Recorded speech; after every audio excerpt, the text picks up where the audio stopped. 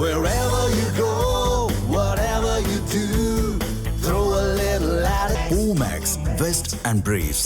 திலகரசன் ஒரு விஷயம் இவங்க நிறைய ஒரு பட்டியல் இவங்க அடுக்குனாங்க. இன்னொன்று ஒன்று, திருவாரூர் மாவட்டம் திருத்துறைப்பூண்டியில் தன் மனைவியை காணுன்னு புகார் கொடுக்க போன ஒரு கணவரை அலக்களிச்சிருக்காங்க, அவமதித்திருக்காங்க. அவர் தற்கொலைக்கு முயன்றிருக்கார், உயிரை மாய்த்து கொண்டிருக்காருன்னு ஒரு செய்தி இப்போ வந்திருக்கு. அதையும் பார்க்குறோம். இப்போ காவல்துறை இப்போ ஆட்சி மாற்றம் ஏற்பட்டதுக்கு பிறகு காவல்துறையில் என்ன நீங்கள் என்ன ஒரு வார்த்தை சொன்னீங்களே, காலங்காலமாக அப்படி இருந்துட்டு இன்னமும் மாறலை அப்படின்னாக்கா இந்த முதலமைச்சர் மேலே ஒரு பயம் இல்லை, அச்சம் இல்லை, அவங்கள ஒரு அலட்சியமாக கடந்து போகிறாங்களா?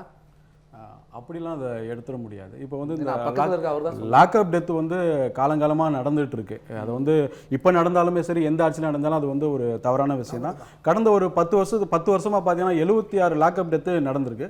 அதில் வந்து ஆளுகின்ற அரசோட நடவடிக்கை என்ன அப்படின்றத நம்ம பார்க்கணும்.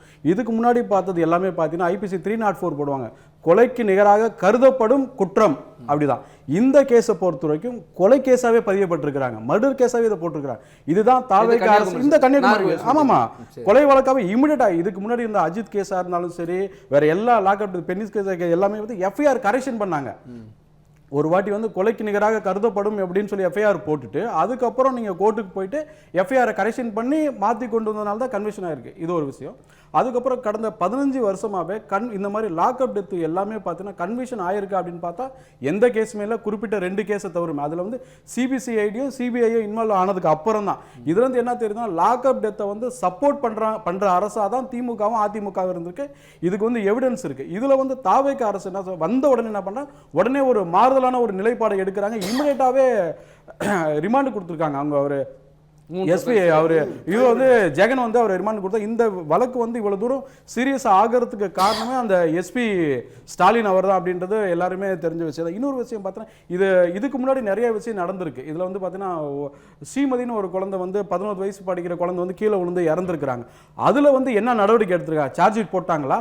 என்ன அது மீது என்ன நடவடிக்கை இருக்கு? திமுகவும் அதிமுகவும் மாறி மாறி குறைகள் சொன்னாங்களே தவிர அது மீது எந்த ஒரு நடவடிக்கை இது வரைக்கும் எடுத்ததே இல்லை. 2018 ஒரு அம்மா 4 மாச கர்ப்பிணியா இருந்த அம்மா ஒரு வைக்கில போயிட்டு இருக்கும்போது ஒரு இன்ஸ்பெக்டர் தள்ளி விட்டுறாரு, எட்டி மிதிச்சு அந்த குழந்தை அந்த அம்மா இறந்துறாங்க. 7 லட்சம் ரூபாய் கொடுத்தாங்க. அதுக்கு வந்து எந்த ஒரு தண்டனையுமே கிடைக்கல. இதுக்கு முன்னாடி இருந்த அரசுகள் காப்பாத்துறதுல மட்டுமே குறியா இருந்தாங்களே தவிர, அதாவது தடை செய்யப்பட்ட குட்கா போதை பொருள்களை வைத்திருந்தாங்க அப்படின்னு சொல்லி தான் சபரிவர்மனும் கைது செய்யப்படுறார்.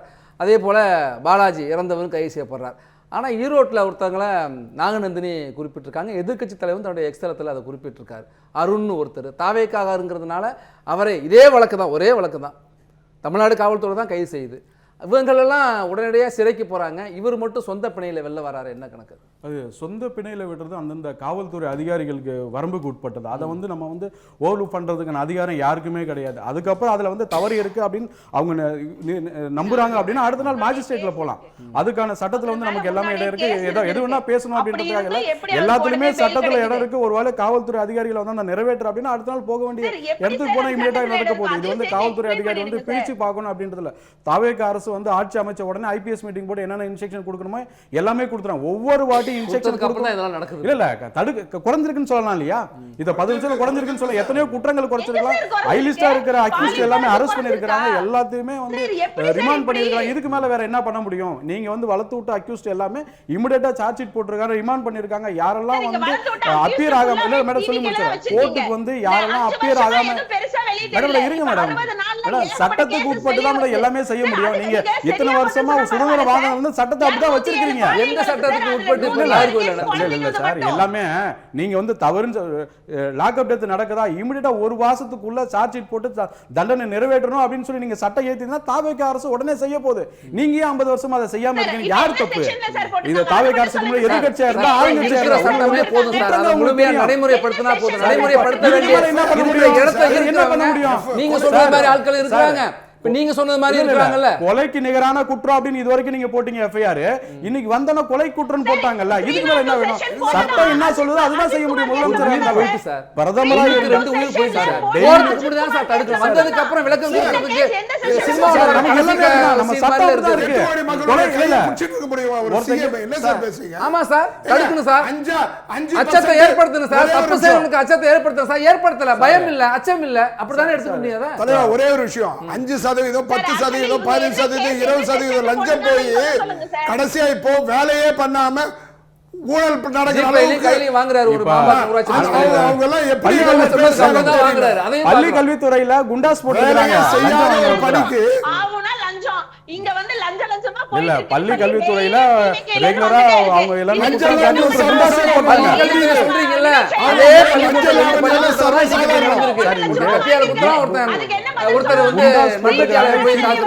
சீர்திருத்தங்கள் எல்லாமே பண்ணிக்கிட்டு தான் இருக்கிறாங்க. இத்தனை வருஷம் சீர்கேடா இருந்ததை திருத்திக்கிட்டு இருக்கிறாங்க. இதுக்கு வந்து இது வந்து ஒரு 15 வருஷம் இல்லாத பண்ணிருக்காங்க. இதுக்கெல்லாம் மெயின் காரணம் ஊழல் சார். பழைய கருப்பையா எவ்வளவு பெரிய தலைவர், பழைய கருப்பையா அவர் சொல்றாரு திமுக தலைமையினுடைய சொத்தை மொத்தம் சீஸ் பண்ணா தமிழ்நாட்டுடைய கடன் அடைஞ்சிரும் சொல்றாரு. இப்ப நாகர்கோவிலையும் புழல்லையும் திருவரம்பூர்லையும்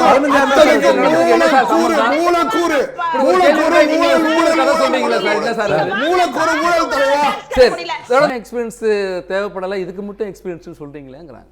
இல்ல இப்போ மேடம் சொன்னாங்க ஊராட்சி மன்ற தலைவர் வந்து பணம் வாங்கிட்டாருன்னு சொல்லிட்டு, போங்க நாளைக்கு காலைல மாவட்ட ஆட்சித்தலைவர் கம்ப்ளைண்ட் பண்ணுங்க, உடனடியாக பதவியில இருந்தே தூக்குவாங்க. அதை பண்ணாம சும்மா பேசிட்டே இருந்தா என்ன அர்த்தம்? இதுதான் இல்ல நீ நமக்கு வந்து என்னன்னா கட்சி தலைவர் என்ன பண்ண முடியும்? இருங்கம்மா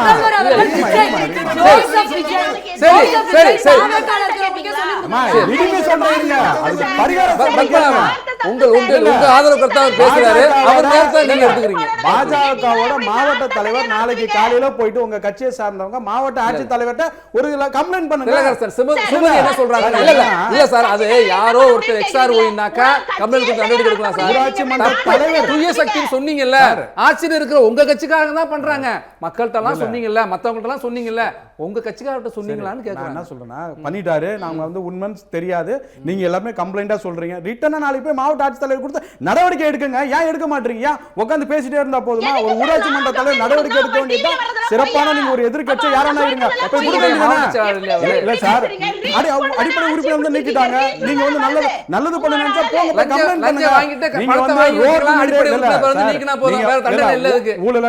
ஊழலான ஒரு ஊராட்சி மன்ற தலைவர் நீங்க நினைச்சீங்கன்னா உங்க கட்சியை சார்ந்தவங்க எல்லா கட்சியை சார்ந்தவங்க அங்க இருக்கிறாங்கல்ல, மாவட்ட ஆட்சித்தலைவர் போய் கம்ப்ளைண்ட் பண்ணி உடனடியாக அவர் பதவி நீக்கம் பண்ணுங்க. ஏன் பண்ண மாட்டீங்களா? உங்களுக்கு தேவை இன்னைக்கு இருக்க எதிர்கட்சிகளுக்கு மக்களை பலிகாடாக்கணும். அவங்களுக்கு வந்து சொல்யூஷன் தேவை இல்ல, மக்களை வந்து பலிகாடாக்கணும். இதுதான் சொல்யூஷன். இதுதானே பண்ணணும். ஊழலா இருக்கிற ஊராட்சி மன்ற பதவி நீக்கம் பண்ணணும். அதை பண்ண வேண்டியதானே? அதை பண்ணாம பள்ளிக்கூடத்துல பள்ளிக்கல்வித்துறைக்கு ஒரு அமைச்சர் இருக்கிறார். தனியார் பள்ளிகள்லாம் வந்து ரொம்ப கம்போஸ்டான ஒரு ஜோன்ல இருக்கணும் அப்படிலாம் சொல்றாருல்ல.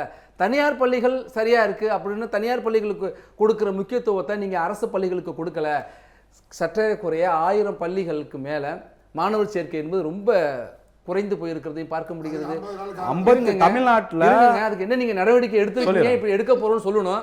இப்ப இந்த 60 நாள்ல தான் 2 பள்ளிக்கூடத்துல அரசு பள்ளிகளில் படிக்கிற மாணவர்கள் ஆயுதத்தை கையில் எடுத்திருக்காங்க.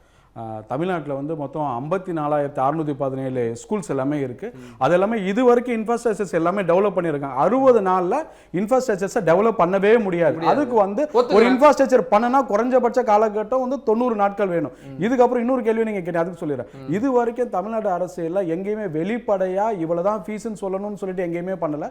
இந்த தாவேக அரசு வந்த உடனே எவ்வளவு உங்களோட ஸ்கூல் ஸ்ட்ரக்சர்ஸ் சொல்லணும்னு சொல்லி போட்டு நீங்க திமுக அரசு என்ன பண்ணாங்க? எத்தனை பள்ளிகள்ல ஒட்டி ஒட்டாத பள்ளிகள் மீது எத்தனை பேர் நடவடிக்கை இல்ல?